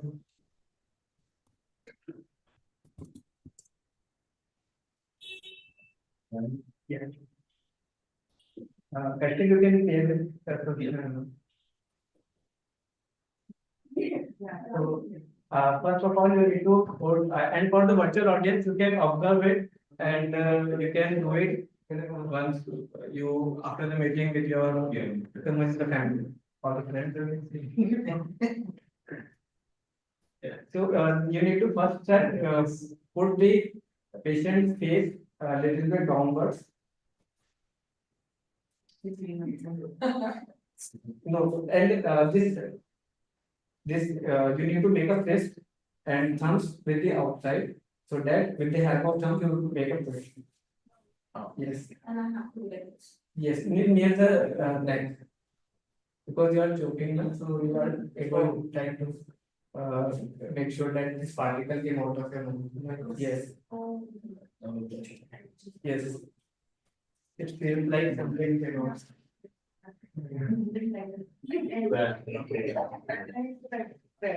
You did get it reverse the pair. Now it's like little bit pushing that. Yeah. Yeah, and then it's like don't press. Yeah, like and it's not a function like this press. yes. Yeah. Just And I lag between better connect of yeah. no, little you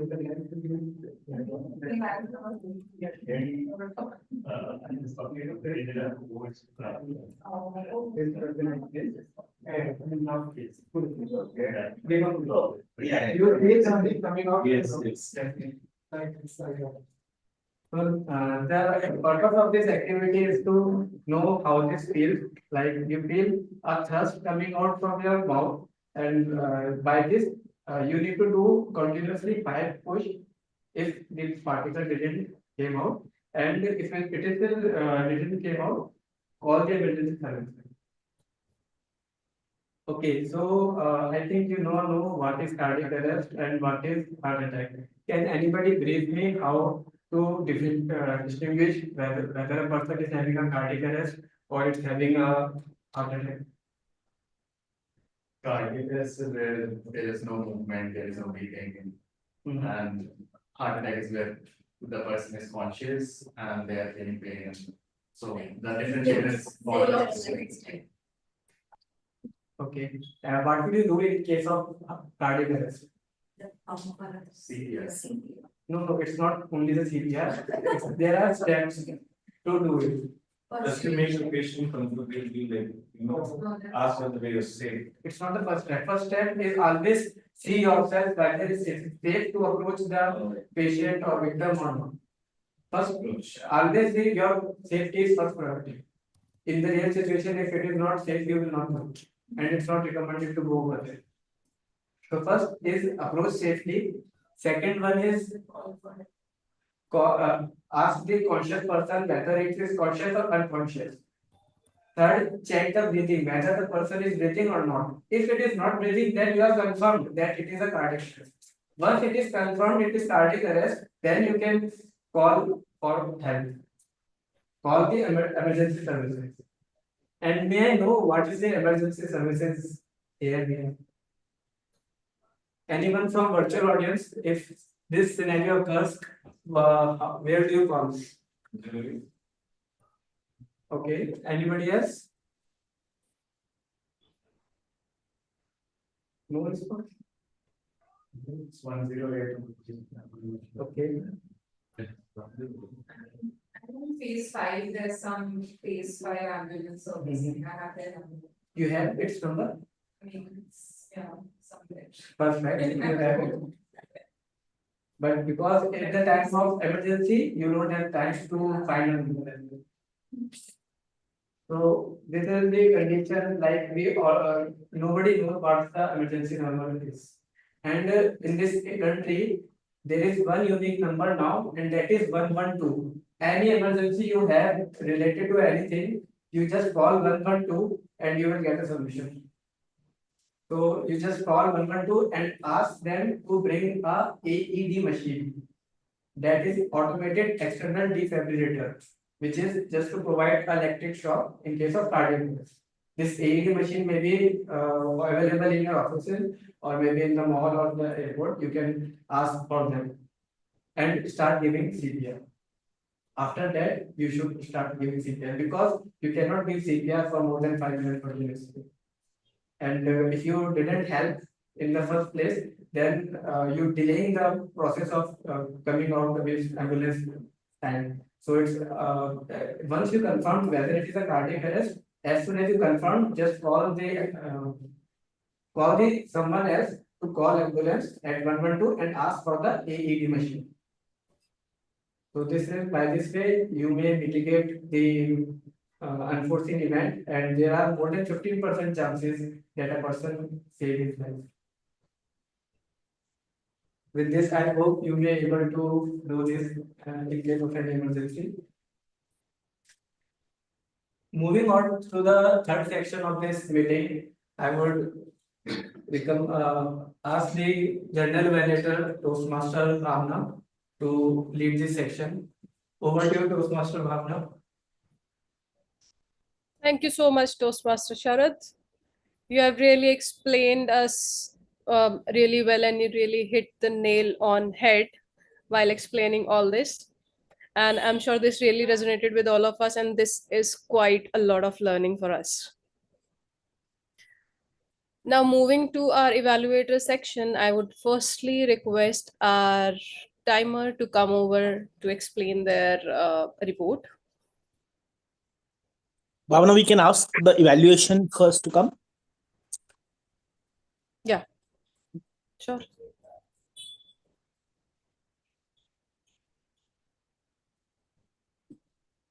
So for our prepared speakers, the first evaluator is Bhavna.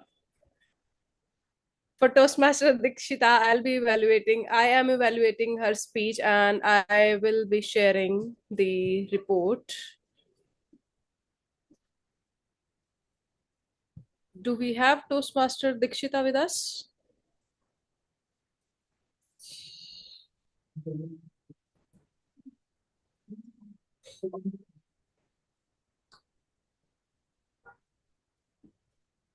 So Toastmaster Dikshita, we are really fortunate that pandemic has gone, but this topic is still sensitive one to talk about. And I really appreciate you to bring this topic and reminded us what we had gone through and stood strong throughout that time. So Toastmaster Dikshita, you really managed well when you asked questions to engage audience. Your hand gestures, your body language was so natural, which made you look very comfortable and confident on stage. Though you had delivered a great message, however, speech has to be in line with the purpose of project. So your purpose was effective coaching. Yeah. So the message which you have delivered through your speech had some messages, some learnings towards the people, but I think you should really tweak the content a bit so that this explained really well that how you coached people effectively. Otherwise, this was really a great speech. The content was very good. You stitched it really well and a great message delivered. And obviously, this topic is close to our heart. So, two messages which I personally like is we should definitely take a pause and reflect on ourselves instead of getting into rat race, and practicing gratitude for everything and whatever we have in our life. So I am really looking forward for your more speeches, Toastmaster Dikshita, and I would again suggest to just tweak a bit, But otherwise, this was really a great speech with a great message. Thank you so much.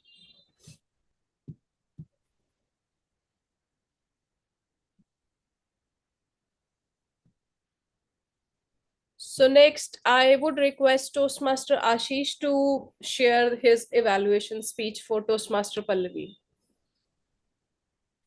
Thank you, Journal Evaluator, for inviting me on the stage. I hope I am audible and visible to all of you. Yes. Super. Some of you might already know that today is World's Teachers' Day. And we Indian are lucky because we get to celebrate Teachers' Day twice in a year.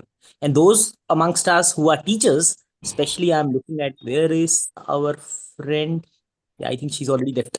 Uh, we have quite a few teachers amongst us also. Professor Mayank is with us. Dr. Sharad has given such a lovely session. Uh, and on this pious occasion, Toastmaster Pallavi shared with us mentors of her life and told all of us the story about her and her father. What a lovely time to share, and what a lovely message, Toastmaster Pallavi. What resonated with me the most was the deep personal experiences which which you shared with all of us. No better way to engage audience in my view. Extremely well done. Big kudos to you. Second piece, which I think was a highlight of your speech, and this I think is your trademark as I speak, is your smile. The way you were smiling throughout the speech was so very connecting with the audience. It communicated the kind of ease you have with communication, and really you stood on the stage with a lot of confidence and with a lot of poise, courtesy, the smile which you wear. Keep this up. This is amazing job. The third piece, of course, the purpose of the project was the nail hit on the right head. You were to share the experience as a protege, and you shared it the way your dad mentored you, guided you, etc. And again, it is highly resonating because in one way or the other way, I believe our parents always are mentoring us, which I think is a topic very well resonated with the audience. So extremely well done on these pointers. Couple of recommendations to you, as I am choking as well, as you can see. Sharad, I require something. uh, with regard to the first of my input to you is regarding your speech structure. The way it came out, there were about four stories around it. So you started with a mini story and then shared three stories. Try and see how can you stitch them together so they come out as one or two story, like elements of the same story. That way you connect the audience better and the flow of the speech becomes much better. Second, I would like you, while the background which you are wearing is amazing, it looks as if you are in the universe. It might be worthwhile for you to challenge yourself and utilize the full stage, by which you can utilize the movements of yours along with the speech and challenge yourself at your quality of the speaker. I think you should definitely try that. Your body language will get accentuated and you'll be able to communicate in a much better way. On the whole, a deeply personal message shared with a smile, hitting the nail on the head with regard to purpose. By working on your speech structure and utilizing the stage fully, you are on the way to become a great speaker. Thank you. Back to you, Jaran. Thank you so much for sharing this detailed evaluation, Toastmaster Ashish. Now, moving forward, I would request my tag team to come forward. For that, I would request Toastmaster Harsh to come over stage again. And now this time he will be sharing his report. Thank you, Toastmaster Bhavna. So for brevity, I will just share the times where people could not be in the green to red zone. Either they were below B10 or they were ahead of 10. In terms of speeches, Toastmaster Dikshita, you completed your speech in 4 minutes 40 seconds, which is 20 seconds less than 5 minutes, which is the required amount of time. So next time you deliver your speech, we can try to be on the stage for at least 5 minutes. In terms of table topics, everybody was in time. Evaluations, Toastmaster Bhavna, you were 7 seconds short of 2 minutes. And Toastmaster Ashish, you were 3 minutes 20 seconds, which is within the grace period, but like that, you were close to about to reach 3 minutes 30 seconds, so just wanted to highlight that as well. With that, yes, that's my time, my report. Thank you. Thank you so much, Toastmaster Harsh, for sharing your report. Now, next we have our counter, who is Toastmaster Komal. I would request you to please share your report. Thank you, Toastmaster Bhavna. Here I am with my counter report. Let me start with our TMoD, Toastmaster Sharad. He used more than five times uh, Toastmaster Bhavna. She used more than five times and one repetition. To Mayank, he was not used any filler words. He was flawless. Coming to the timer Harsh, he was used three times uh, speaker Dikshita. She used two times one repetition and three times so and. Toastmaster Pallavi. I was so engrossed listening to you, and I forget about my job. So, but you were flawless. I didn't find any mistakes in your speech. Coming to Ashish, he was also flawless. Toastmaster Rashmi, she used two times so and three times Uh, Guest Divanshu, he used two times uh, Toastmaster Vanshika. She was also flawless. Uh, and Toastmaster Guest Kashyap. He used three times and for more than five times so and. And last but not the least, Toastmaster Guest Anish. He used more than five times so and. Overall, it was great listening to you all. And back to you, Toastmaster Bhavna. You are on mute.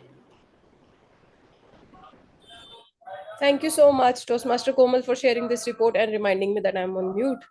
Next, I would request Toastmaster Mayank to share the grammarian report and tell us who all have improved and who all are yet to be improved.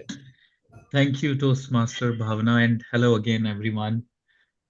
Presenting my grammarian report, there are three sections. The first section is usage of the word and the phrase of the day. Unfortunately, the word of the day was not used by anyone, but the phrase of the day was used by Bhavna and Ashish. They both use it twice, so thank you for that.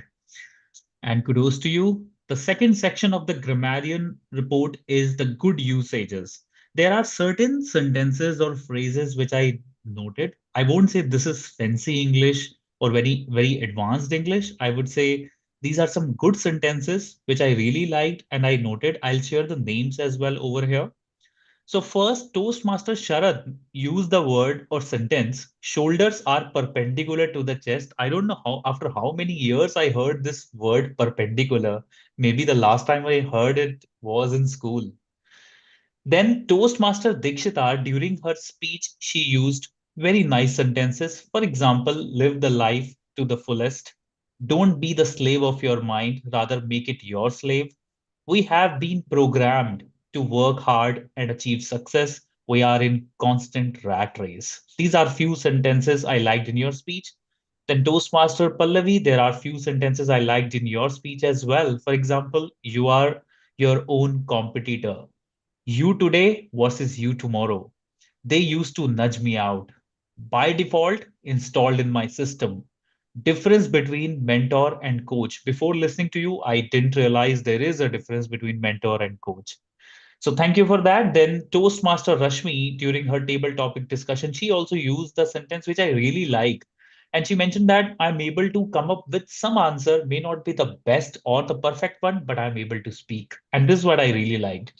Then Toastmaster Vanshika, she left the call, but there are two sentences which I really liked when she spoke. One, she mentioned that I would continue to obsessively use filler words. And secondly, she mentioned that they get the burst of energy. I did not know until today that burst of energy is an idiom or a phrase, which I got to know today. Maybe we can use next time. So the phrase was they get the burst of energy. Now I'm moving on to the last section of the report. Last section is not so good usage. Here I will not take the names.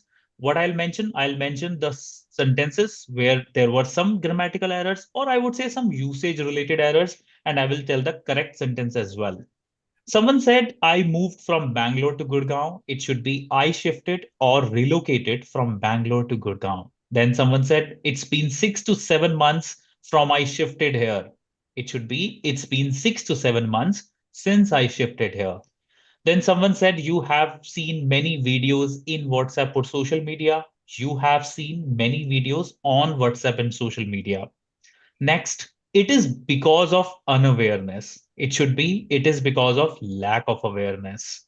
Next, person is in consciousness. It should be person is conscious. Next, whether person is having breathing, whether the person is able to breathe. Next, heart becomes working again. It should be heart start pumping again. Then someone said, till the person becomes consciousness. It should be till the person regains consciousness or till the person becomes conscious. Then someone said in the last week of August. It should be during the last week of August. Then someone said my mentor was not from a very corporate field. It should be my mentor was not from a corporate, or my mentor did not have any corporate experience. Then someone said my father was watching me from there. It should be my father was observing me from there. Then someone said, I knew I'm going to come last. It should be, I knew I'm going to finish last. Then someone said, fast forward to today. It should be fast forward today. Then someone said, it will ease you in nose bleeding. It should be, it will ease you while nose is bleeding. Then someone made this error, which I highlighted in the beginning. We didn't had power. It should be, we didn't have power. Now that person should be able to correlate. Then someone said, if it didn't came out, it should be, if it didn't come out. Then someone used the word which I specifically highlighted basically when I was in college. It should be simple when I was in college. Then someone said, I went in the kitchen. It should be, I went to the kitchen. And the last word, last one from my side, may not be a grammatical error, but seems to be a factual error. Someone said, she cut her hand. It should be, she cut her finger, not hand. So with that, I hand over to Toastmaster Bhavna. Thank you. Thank you so much, Toastmaster Mayank, for this detailed report. Now coming with my evaluation report. So first of all, kudos to Toastmaster of the day, Toastmaster Sharad, who took up PO addressal as well and TMoD opening so flawlessly. Let's have a huge round of applause for Toastmaster Sharad for doing this effortlessly. So topic which Toastmaster Sharad has picked is though an area of interest for one of our speaker, Toastmaster Pallavi, since this is related to biology, but this learning would definitely help everyone around here.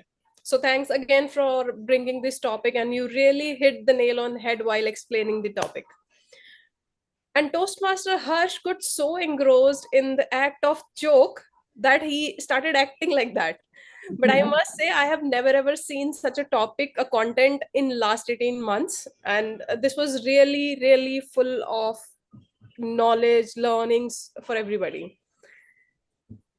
So I would not talk much about prepared speech section since this is already covered by respective evaluators. However, just want to appreciate both the speakers for delivering a great message through your speeches. Our table topic master, Toastmaster Rashmi, I really appreciate how you explained the importance of table topics in within the Toastmaster and outside the Toastmasters, and the topics which you brought up for us that really resonated with each one of us, as one or another day we had faced such situations in our life.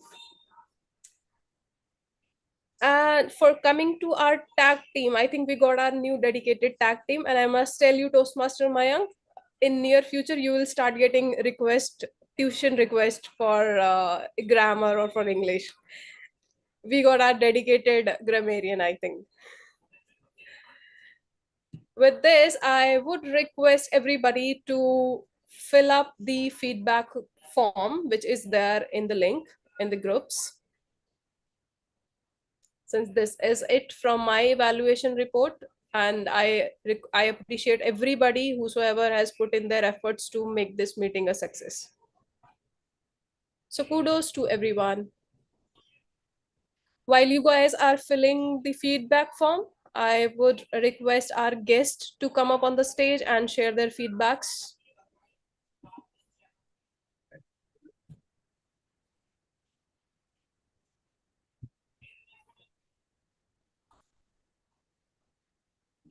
First of all, I would like to thank you for welcoming me to Toastmasters, especially Toastmaster Vishal. And this is my second meeting. And I'm very confident that this will help me in improvising my communication skills and gaining confidence and also the leadership. Thank you so much. I appreciate the time as well. Thank you so much. We are looking forward to have you again in upcoming meetings.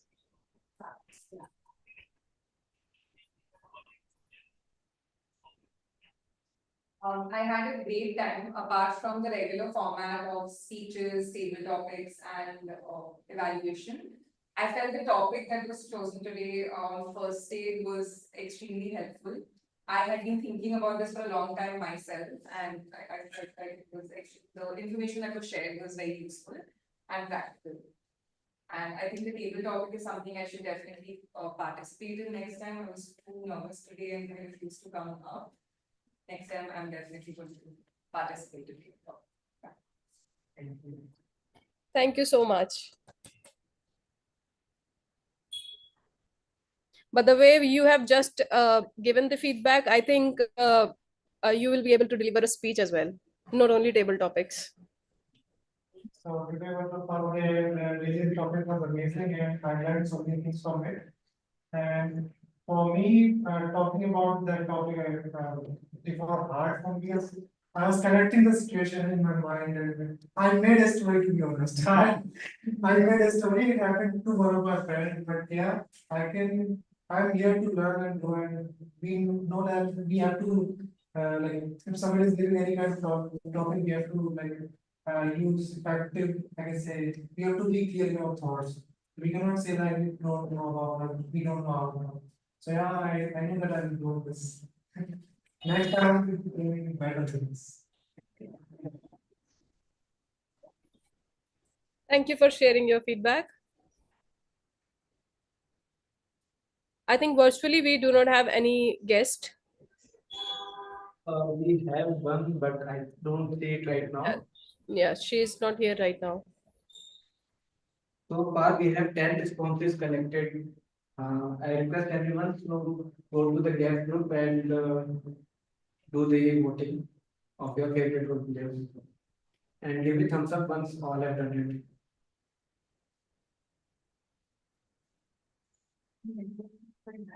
Yeah, thank you.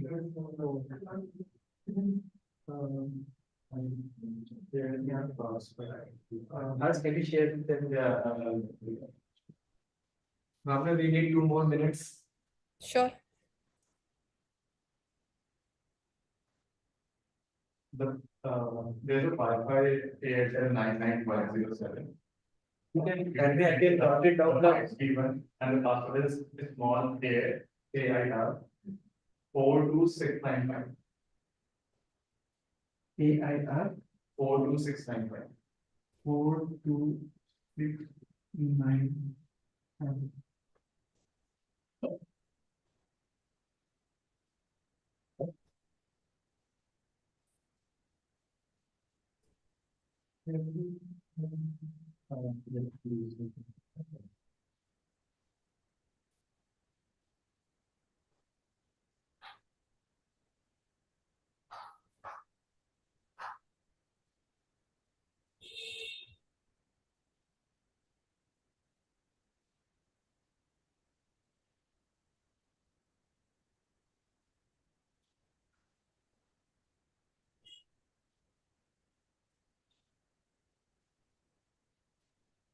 So in the meantime, just want to give you one update that we are running that 21-day challenge, which is the brainchild of Toastmaster Ashish. So I would encourage everybody to participate in that and see how you can take up the challenge and what is your potential. You can definitely test your potential. Yeah, just you can come forward and participate in that challenge and reach out to Toastmaster Ashish if anybody wants to be part of that group. Yeah, definitely. I have talked about various things like what to do, what not to do, and how you can get the first aid. But if I talk about how can you mitigate this risk of having a heart attack or a cardiac arrest. So this is also very important, but due to lack of time, I didn't cover this aspect, and these are not going with the topic as well. But for I say healthy lifestyle, you need a healthy heart, and for this, recently 29th September is treated as the World Heart Day to create the awareness about it. So for having a healthy heart, you need to be living a healthy lifestyle, less stressful or eating healthy. For this, you need to build your habits. Uh, you can say atomic habits. So you can come to a desired changes in your lifestyle. And if you are struggling with creating or having a habit, you can join a club like Sparky 21 Days Challenge Club. In this, you can choose your goal, and there are mentors which will help you in achieving your goals, and you can start building that habit.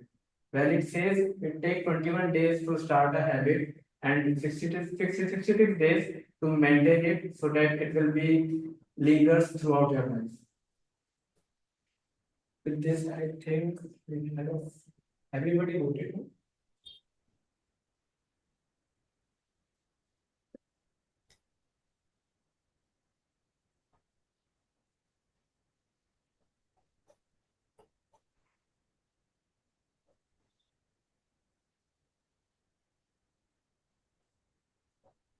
Yeah, we have 13 responses so far. Yeah, so we can introduce the winners. Right.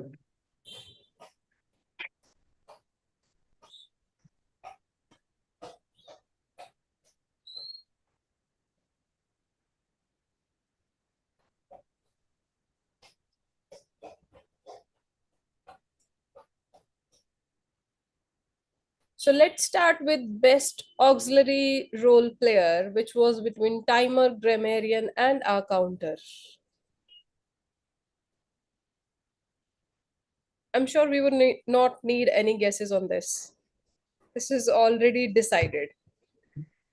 And this goes to our Toastmaster Mayank. Congratulations. Are we going to click the pictures? Yeah, Toastmaster Komal, would you able to click a picture of Mayank and maybe Bhavna? I will spotlight you guys. Yeah, sure.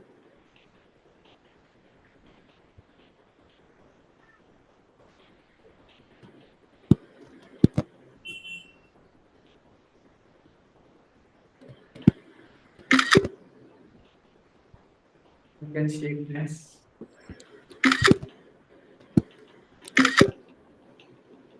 Done. Thank you. Next, we have our best table topic speaker, which was between Toastmaster Harsh, Toastmaster Mayank, guest Vibhanshu, Toastmaster Vanshika, Toastmaster Dikshita, guest Kashyap, and Toastmaster Anish.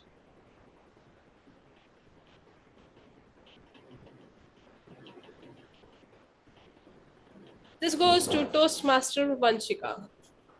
So she is not here.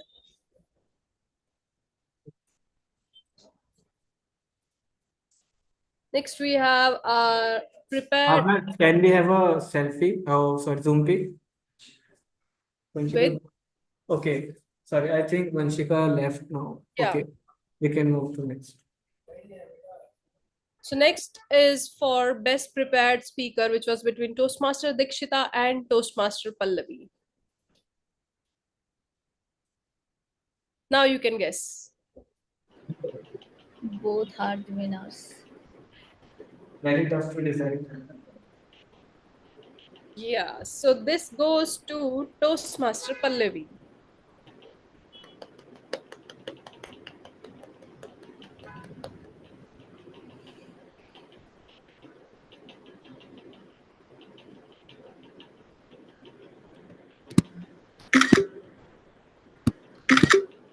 Done. Thank you.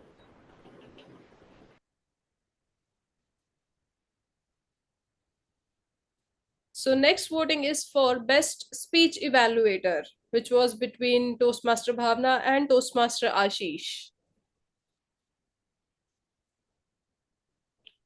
Without any doubt, this goes to Toastmaster Ashish.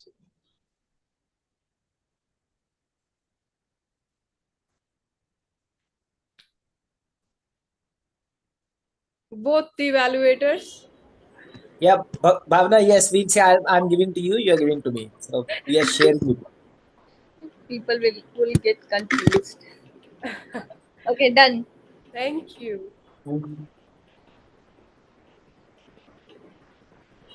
So last one was between the best role player. This was between Toastmaster of the Day, Table Topic Master, and General Evaluator.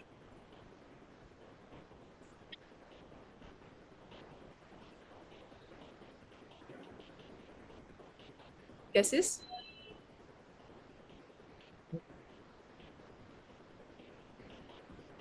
No guesses?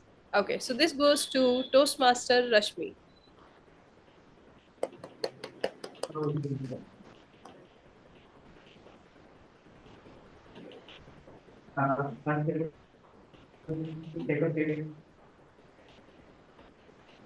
So Sharad, you can do this, yeah?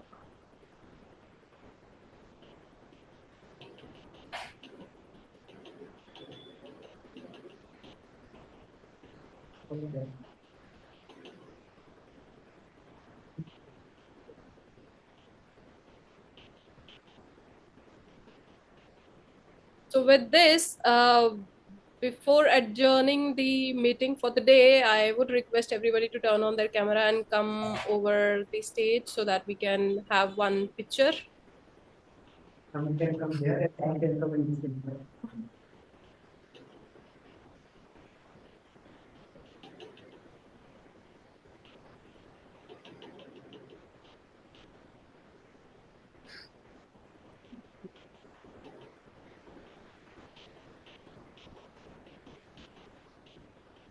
Who is taking?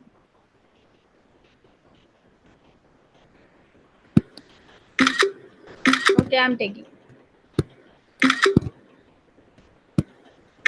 Done. Thank you so much. Super, guys. Thank you. Bye bye. Thank you, everyone. Thank you. Have a great weekend ahead.